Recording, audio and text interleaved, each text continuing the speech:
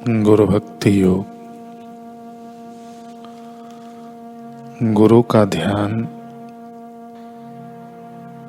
एक रहस्यमयी सीढ़ी है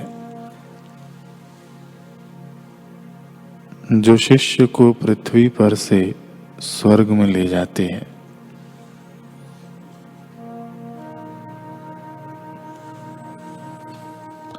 गुरु के चरण कमल का ध्यान किए बिना शिष्य के लिए आध्यात्मिक प्रगति संभव नहीं है।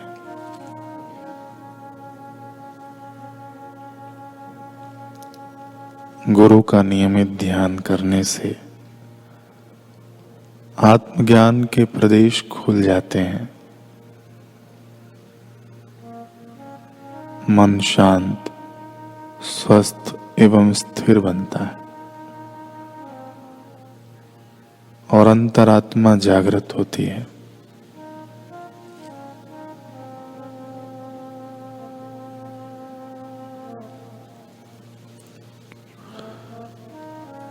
शिष्य जब गुरु के चरण कमलों का ध्यान करता है तब सब संशय अपने आप नष्ट हो जाते हैं।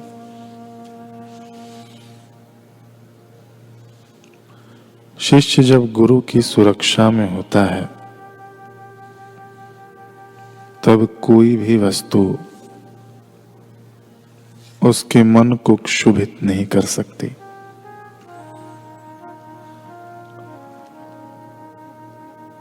गुरु का ध्यान करना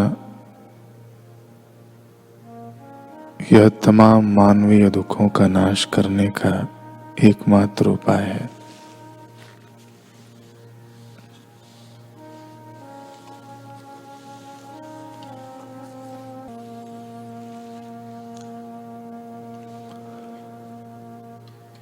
साधक किस संग से बचे और कैसा संग करे।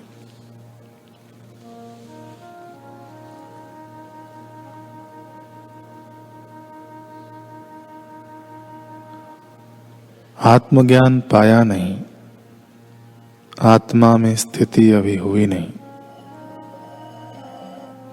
अभ्यास और वैराग्य है नहीं,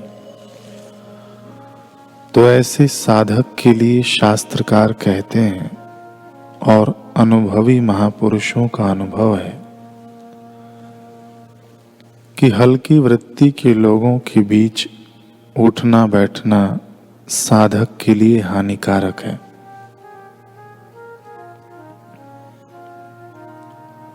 जो मंदमती हैं, जिनका आचार विचार खान पान मलिन है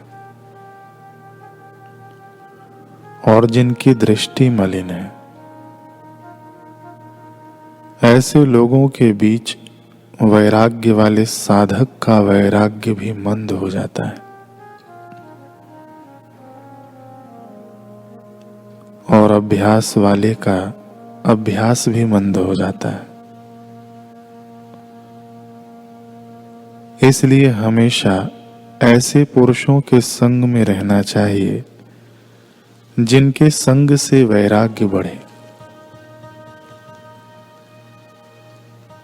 और अभ्यास में रुचि हो, तो अपना कल्याण होगा। अभ्यास और वैराग्य में रुचि न हो, ऐसे व्यक्तियों के पास रहने से अथवा जिनकी चेष्टा मलिन है, आजीविका मलिन है, पाप से कमाते हैं और खर्चने में भी पाप करते हैं एवं देखने में भी पाप करते हैं, ऐसे लोगों के संपर्क में और स्पर्श या स्पंदनों में साधक रहता है तो उसका भी अभ्यास वैराग्य मंद हो जाता है। जो महापुरुष हैं, जिनकी उन्नत ब्राह्मी दृष्टि है, आत्म अभ्यास जिनका सदा स्वाभाविक होता रहता है, उन पुरुषों की शरण में रहने से साधक का उत्थान जल्दी होता है। इसलिए श्रीमद् राजचंद्र की बात हमको यथार्थ लगती है। उन्होंने कहा कि जब तक आत्म प्रकाश न हो, आत्मस्थिति न हो, तब तक व्यक्ति महापुरुषों के शरण में अनाथ बालक की नाई पड़ा रहे।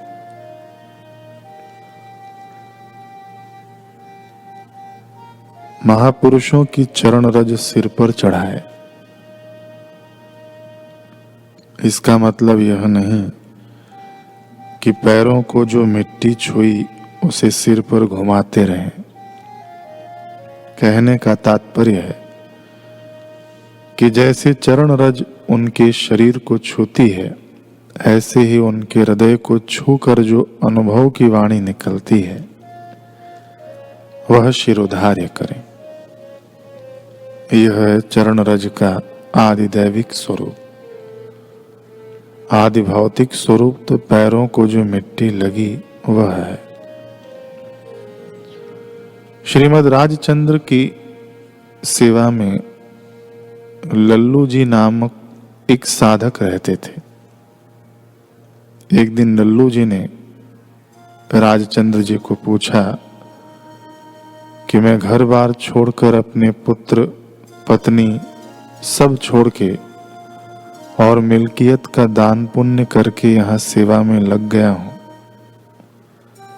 इतने वर्ष हुए, अभी तक मुझे आत्मा का अनुभव नहीं हुआ, पूर्णता का तो अनुभव नहीं हुआ, ऐसा क्यों? राजचंद्र 1 मिनट के लिए मौन हो गए और फिर कहा, लल्लू जी, लोगों की नजर में तो तुम बड़े बुद्धिमान हो, लेकिन अपने बेटे, पत्नी,